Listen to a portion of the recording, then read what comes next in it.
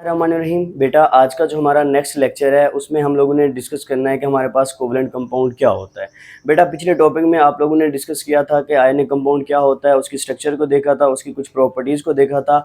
आज हमने बेसिकली जो डिस्कशन करनी है वो हमारे पास क्या है, कोवलेंट कंपाउंड। अब कोवलेंट कंपाउंड क्या होता है, सबसे पहले हम देखते हैं कि हमारे पास form by the molecule mutual sharing of electron. अब जाहिर सी बात है, आप लोगों ने कोवलेंट बॉन्ड में एक चीज़ पढ़ी थी कि हमारे पास कोवलेंट बॉन्ड क्या किस तरह बनता होता है, म्यूचुअल शेयरिंग ऑफ इलेक्ट्रॉन से बनता होता है। आप लोगों ने एग्जांपल भी देखी थी कि हमारे पास क्या होता है बेटा, हाइड्रोजन होता है, ये क्लोरीन के साथ जब रिएक्ट करता है तो ये म्यूचुअल शेयरिंग करता होता है। उसके बाद अगर हम बात करते हैं, हमारे पास H2 की एग्जांपल आती है, आप लोगों के पास हाइड्रोजन हाइड्रोजन के साथ जब रिएक्ट करता है तो ये भी बेसिकली हमारे पास क्या होती है बेटा, म्यूचुअल शेयरिंग होती है। म्यूचुअल शेयरिंग का मतलब ये होता है कि हाफ आपने ऐड किया, हाफ आपके दोस्त ने ऐड किया, तो एक चीज़ आपको मिल गई। फॉर एग्जांपल, एक चीज़ है 100 रुपीज़ की, आपके पास 50 है, आपके दोस्त के पास 50 है। अब वो चीज़ आप लोगों ने खानी है, आपका दिल कर रहा है, तो आप क्या करेंगे, 50 वो दे देगा, 50 वो दे देगा, आप 100 की वो चीज़ ले लेंगे, फिर आप उसको हाफ ऑफ करके खा लेंगे, ठीक है ना, आपकी ख्वाहिश पूरी हो जाएगी। सेम एटम भी यहाँ पे यही करते हैं कि उन्होंने स्टेबल होना होता है बेटा। अब स्टेबिलिटी के लिए क्या करते हैं कि दोनों एटम मिलके अपना एक एक इलेक्ट्रॉन क्या कर लेते हैं बेटा, शेयर कर देते हैं। जब एक एक इलेक्ट्रॉन शेयर कर देते हैं तो दोनों हमारे पास क्या हो जाते हैं बेटा, स्टेबल हो जाते हैं। तो इस चीज़ को बेसिकली हम क्या नाम देते हैं, म्यूचुअल शेयरिंग ऑफ इलेक्ट्रॉन्स का नाम देते होते हैं। उसके बाद अगर हम देखें बेटा, हमारे पास क्या होता है, covalent bond weaker then ionic bond. हमारे पास जो कोवलेंट बॉन्ड होता है वो क्या होता है, वीकर होता है as compared to ionic bond. जाहिर सी बात है, कोवलेंट बॉन्ड में बेटा बेसिकली क्या होती है, म्यूचुअल शेयरिंग होती है। अब देखिए, कोवलेंट बॉन्ड है बेटा, इसमें हमारे पास क्या होगी, इलेक्ट्रॉन की म्यूचुअल शेयरिंग होगी। एक इलेक्ट्रॉन ये डोनेट करेगा, एक इलेक्ट्रॉन ये डोनेट करेगा, तो हमारे पास इस बॉन्ड को ब्रेक करना आसान होगा। फॉर एग्जांपल, आप लोगों ने किसी चीज़ में इन्वेस्टमेंट किया है, ठीक है ना, आप लोग क्या करना चाहते हैं, उन दोनों दोस्तों का बॉन्ड ब्रेक करना चाहते हैं, तो आप क्या कर सकते हैं, उन दोनों में तजाद करा सकते हैं, ठीक है ना। एक के दिमाग में कुछ बात आप डाल दें, दूसरे के दिमाग में कुछ डाल दें, तो वो जो चांसेस होते हैं वो रिलेशन टूटने के वो ज़्यादा होते हैं। अगर फॉर एग्जांपल आप क्या करते हैं, कोई कंपनी आप खुद ओन कर रहे हैं, ठीक है ना, तो आप उसको कभी भी नहीं तजाद फैला सकते, कभी भी उसका नुकसान नहीं कर सकते। क्यों नहीं कर सकते, क्योंकि आप कंपनी खुद ओन कर रहे हैं। अब देखने आपने क्या किया है बेटा, कंपनी खुद ओन कर रहे हैं, एक बंदा है जो कंपनी खुद ओन कर रहा है, ठीक है ना। आयनिक बॉन्ड भी वही एग्जांपल है कि हमारे पास आयनिक बॉन्ड की एग्जांपल आप वही देंगे कि एक बंदा है जो खुद कंपनी को ओन कर रहा है, खुद चला रहा है, तो वो तो अपनी मर्जी करेगा, जाहिर सी बात है, उसको किसी चीज़ की सुनने की जरूरत नहीं है। बट दो बंदे हैं जो एक कंपनी ओन कर रहे हैं, तो जाहिर सी बात है उनमें तजाद फैलाना हमारे पास आसान होगा। तो यही एग्जांपल यहाँ पे सूटेबल है कि जो कोवलेंट बॉन्ड होता है, म्यूचुअल शेयरिंग होती है, उनका बॉन्ड आप ब्रेक करा सकते हैं। बट अगर इन रियलिटी हम बात देखें आयनिक बॉन्ड की, आयनिक बॉन्ड का बॉन्ड जो होता है वो आप ब्रेक नहीं करा सकते होते। नेक्स्ट बेटा, अगर हम मूव करें, हमारे पास क्या आता है, low molecular weight covalent compound होते हैं। जो हमारे पास क्या होते हैं, कोवलेंट कंपाउंड होते हैं, उनका जो मॉलिक्यूलर वेट होता है वो हमारे पास बेटा क्या होता है, बहुत ज़्यादा लो होता है। अब कोवलेंट कंपाउंड का हमारे पास मॉलिक्यूलर वेट क्यों लो होता है, जाहिर सी बात है, आप देखिए यहाँ पे हमारे पास क्या होती है बेटा, म्यूचुअल शेयरिंग होती है। म्यूचुअल शेयरिंग की वजह से हमारे पास इसका जो मॉलिक्यूलर वेट होता है वो हमारे पास क्या हो जाता है बेटा, लो हो जाता है। आप देख सकते हैं, कोवलेंट बॉन्ड मेड टू और मोर नॉन मेटल हमारे पास क्या होती है। अब देखिए, ये भी हमने पॉइंट यहाँ पे सॉरी छोड़ दिया था, ये क्या है, covalent bond made up of two और मोर नॉन मेटल्स। आप लोगों ने कोवलेंट अगर बॉन्ड का टॉपिक पढ़ा है, ठीक है ना, तो सेम कोवलेंट कंपाउंड भी नॉन मेटल से मिलकर बनते होते हैं। कोवलेंट बॉन्ड का आप लोगों ने टॉपिक देखा था, उसमें क्या था बेटा कि हमारे पास दो नॉन मेटल आपस में रिएक्ट करते हैं, नॉन मेटल रिएक्शन करने के नतीजे में हमारे पास क्या बनता है, कोवलेंट बॉन्ड बनता है। फॉर एग्जाम्पल बेटा, आप लोगों के पास क्या होता है, Cl2 आ गया, ये देखें Cl2 आ गया, ये क्लोरीन हो गई, ये क्लोरीन हो गई। अब देखिए हमारे पास क्या है, कौन सा बॉन्ड बन रहा है, ये देखिए आपके पास ये दोनों नॉन मेटल है, नॉन मेटल में कौन सा बॉन्ड बन रहा है, कोवलेंट बॉन्ड बन रहा है। अगर मैं बात करता हूँ यहाँ पे हाइड्रोजन, ठीक है ना, आयोडीन है और ये आयोडीन है। अब देखिए यहाँ पे कौन सा बॉन्ड बन रहा है बेटा, हमारे पास I2 का बॉन्ड बन रहा है, तो ये भी हमारे पास नॉन मेटल होते हैं। जितने भी नॉन मेटल होते हैं, याद रखिएगा, आप लोगों ने कोवलेंट बॉन्ड में इंट्रोडक्शन में पढ़ा था, group number 13 to group number 15 तक जितने भी बॉन्ड बनते हैं वो हमारे पास क्या होते हैं, या 17 तक वो आयनिक बॉन्ड होते हैं, ठीक है ना, सॉरी आयनिक नहीं, सॉरी कोवलेंट कंपाउंड होते हैं, कोवलेंट बॉन्ड बनते होते हैं, ठीक है ना। आयनिक किस तरह बनते होते हैं, आयनिक मेटल और नॉन मेटल के दरमियान में बनते होते हैं। नेक्स्ट हमारा पॉइंट आता है, low molecular weight covalent compound होते हैं, गैस और लो बॉइलिंग पॉइंट। जाहिर सी बात है, हमारे पास क्या होता है, ये ज्यादातर गैस के मॉलिक्यूल बनाते हैं। किस तरह से, जैसा कि आपके पास क्या होता है बेटा, CH4, ठीक है ना।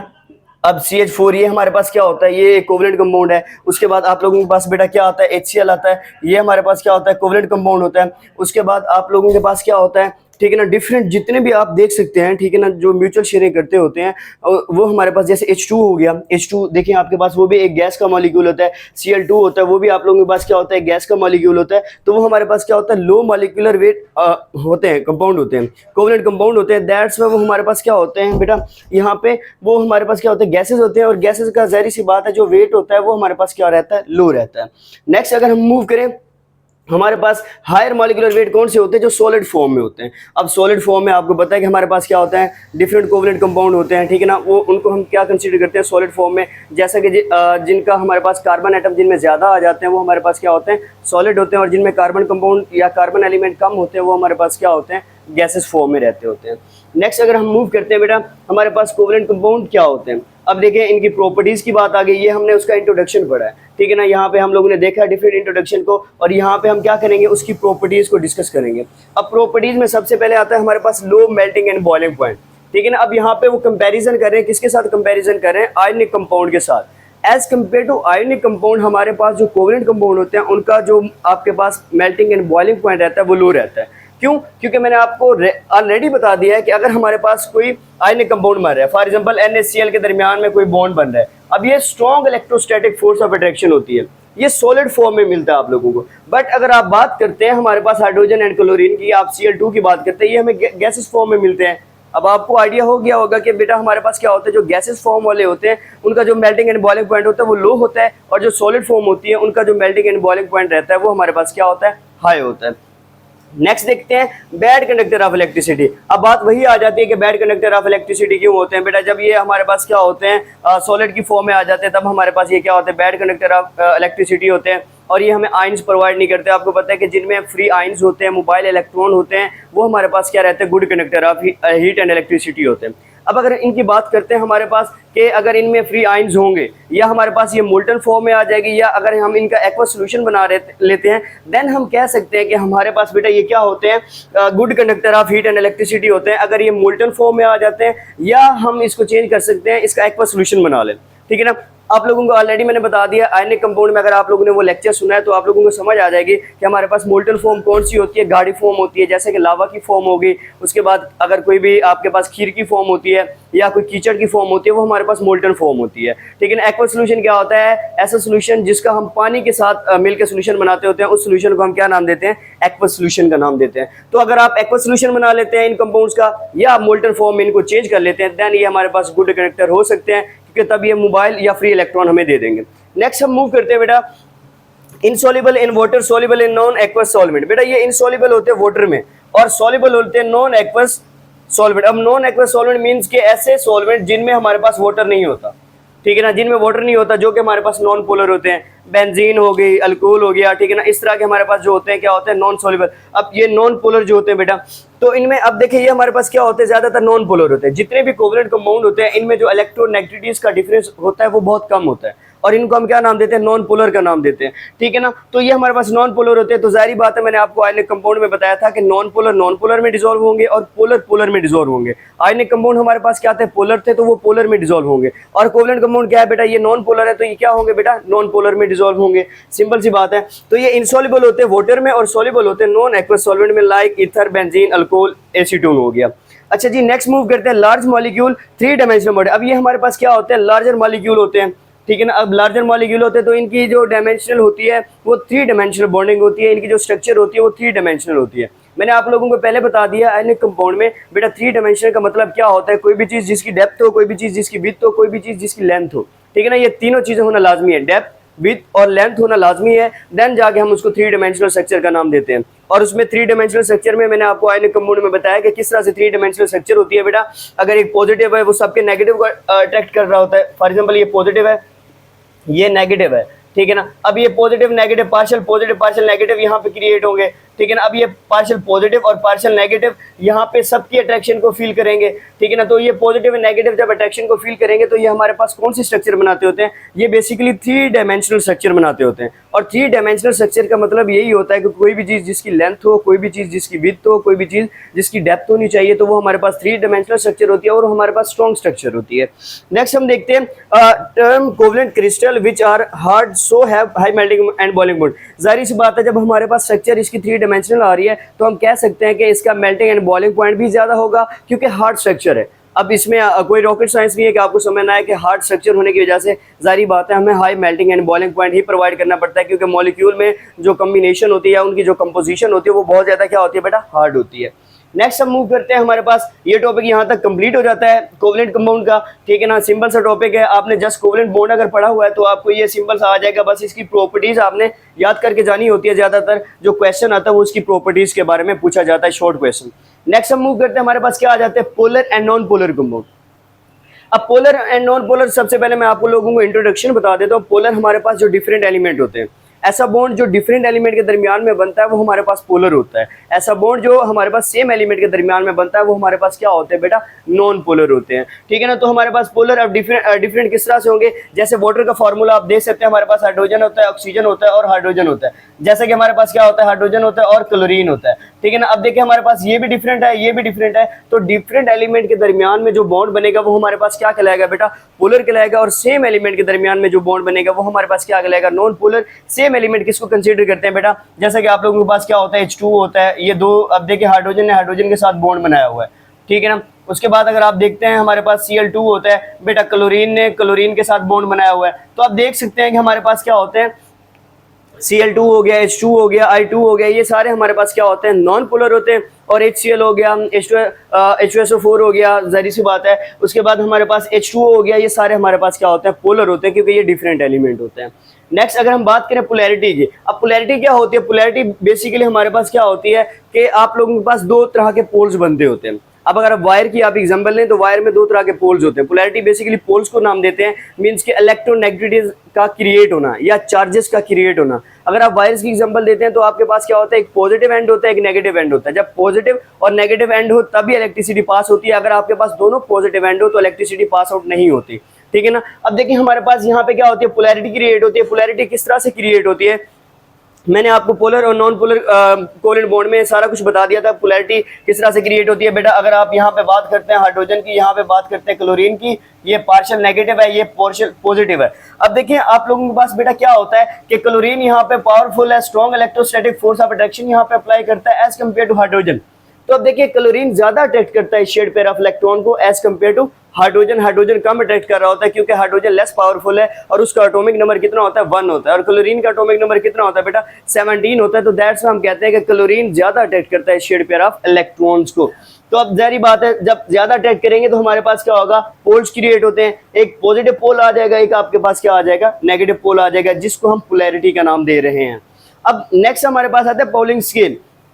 अब बेटा हमारे पास हर तरह के स्केल होते हैं, जाहिर सी बात है। आप देखें अगर टेम्परेचर मेजर करना है आपके पास थर्मोमीटर होता है, अगर एटमॉस्फेरिक प्रेशर या आपने टेम्परेचर मेजर करना है फिर हमारे पास क्या आता है, मैनोमीटर होता है, बैरोमीटर होता है, डिफरेंट तरह के मीटर होते हैं, ठीक है ना। अब ये भी हमारे पास एक स्केल होता है, ऐसा स्केल होता है जो कि इलेक्ट्रोनेगेटिविटीज को मेजर करने के लिए यूज किया जाता है। डिफरेंट एलिमेंट की इलेक्ट्रोनेगेटिविटीज को मेजर करने के लिए बेटा जो स्केल यूज किया जाता है उसको बेसिकली हम नाम देते हैं पॉलिंग स्केल का, याद रखिएगा, ठीक है ना। तो ये क्वेश्चन आ सकता है, एमसीक्यूज में भी आ सकता है कि, या शॉर्ट क्वेश्चन में भी आ सकता है कि व्हाट इज पॉलिंग स्केल। तो आप लिखेंगे कि the instrument which is used to measure the electronegativities of different element, ठीक है ना। तो वो हमारे पास पॉलिंग स्केल कहलाता होता है।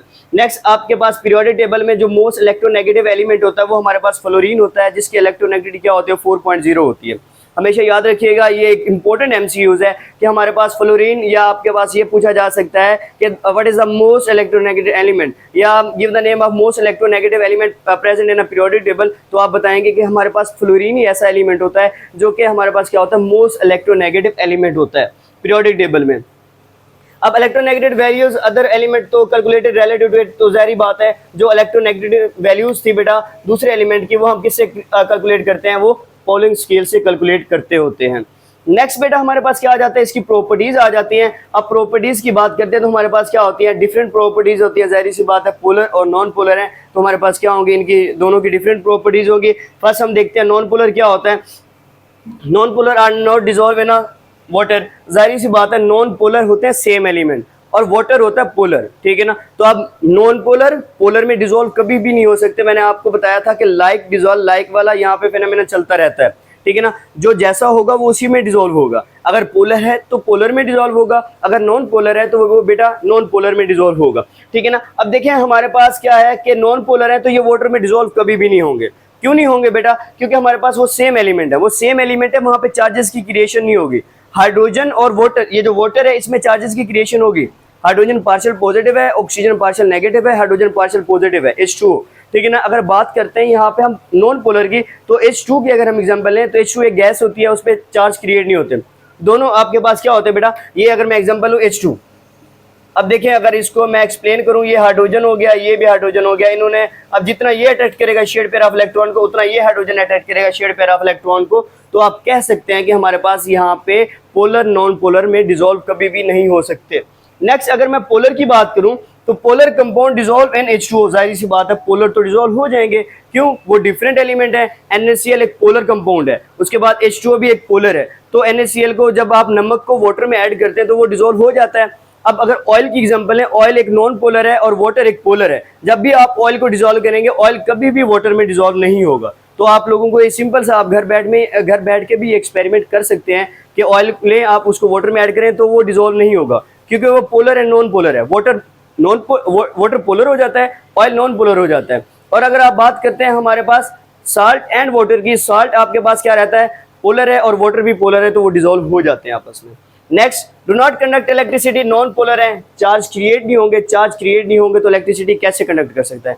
कभी भी नहीं करेगा नॉन पोलर, क्योंकि चार्ज क्रिएट तब होंगे जब एक स्ट्रॉन्ग एलिमेंट हो, एक वीक एलिमेंट हो। जैसे HCl की मैंने एग्जांपल दी, एक स्ट्रॉन्ग एलिमेंट है तो चार्ज क्रिएट हुआ, एक वीक एलिमेंट है तो चार्ज क्रिएट हुआ। अब यहाँ पे मैंने आपको H2 की एग्जांपल दी, दोनों ही सेम पावर के एलिमेंट है, ठीक है ना। तो जितना ये शेड पेयर ऑफ इलेक्ट्रॉन को अपनी तरफ अट्रैक्ट करेगा उतना ही दूसरा हाइड्रोजन करेगा, जितना ये करेगा उतना ही ये दूसरा हाइड्रोजन करेगा।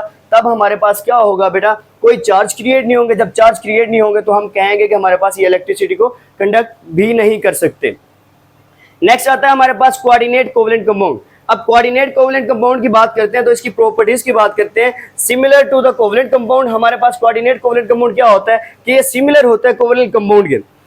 जाहिर सी बात है कोऑर्डिनेट कोवलेंट बॉन्ड आप लोगों ने पढ़ा था, जिसमें आप लोगों ने देखा था कि शेयर्ड पेयर ऑफ इलेक्ट्रॉन्स को ट्रांसफर किया जाता है, ठीक है ना। जिसमें हमारे पास क्या होता है बेटा? शेयर्ड पेयर ऑफ इलेक्ट्रॉन्स को ट्रांसफर किया जाता है, उसको हम क्या नाम देते हैं? कोऑर्डिनेट कोवलेंट कंपाउंड का नाम देते हैं। अब उसकी अगर हम बात करें तो हमारे पास similar to the covalent compound, nuclei held by the shared pair of electron do not form ion in water. जाहिर सी बात है कि nuclei held by the shared pair of electron, और ये डिसॉल्व नहीं होता हमारे पास किसके अंदर? वाटर के अंदर। ये हमारे पास बेसिकली क्या रहते हैं? नॉन पोलर रहते हैं। जैसे मैंने आपको एग्जांपल दी थी, आप लोगों के पास एक एग्जांपल थी कोऑर्डिनेट कोवलेंट कंपाउंड की, मैं आपको यहाँ पे अगर ड्रा करके दिखा दूं बेटा किस तरह होगी, कि हमारे पास क्या होता है बेटा? ये नाइट्रोजन होता है, ठीक है ना, ये अमोनिया, ये अपना इलेक्ट्रॉन किसको ट्रांसफर करता है? BF3 को, बोरान ट्राइफ्लोराइड को, ठीक है ना। अब देखिए यहाँ पे इलेक्ट्रॉन क्या होते हैं बेटा? शेयर होते हैं। रिजल्ट में आप लोगों के पास क्या बनता है? यहाँ पे नाइट्रोजन, ये हाइड्रोजन, ये हाइड्रोजन और ये हाइड्रोजन, ये शेयर्ड पेयर ऑफ इलेक्ट्रॉन किसको मिलेगा?